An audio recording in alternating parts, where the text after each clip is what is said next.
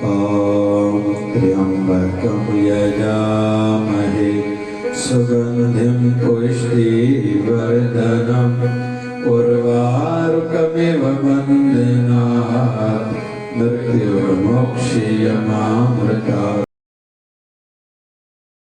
जपो ॐ त्र्यम्बकं यजामहे सुगन्धिं पुष्टिवर्धनम् उर्वारुकमिव बन्धनात् मृत्युर्मोक्षीयमामृतात् ॐ त्र्यम्बकं यजामहे सुगन्धिं पुष्टिवर्धनम् उर्वारुकमिव बन्धनात् मृत्युर्मोक्षीयमामृतात्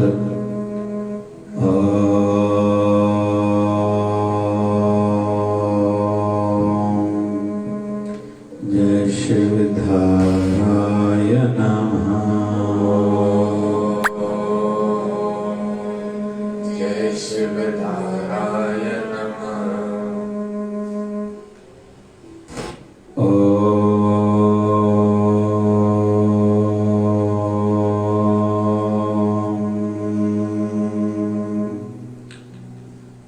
जय शिवधाराय नमः।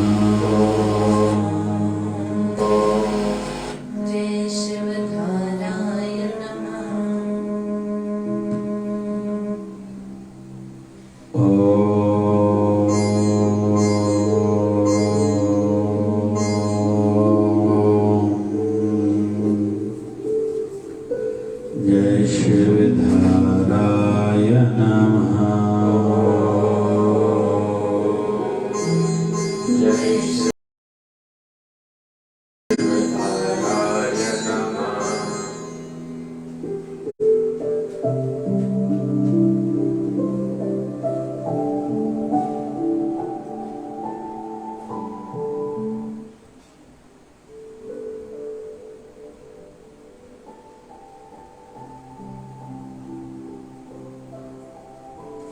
बोलिए सतगुरु स्वामी शिव भजन जी महाराज की जय। बोलिए शिवधारा वाले साहिब की जय। जय शिवधारा।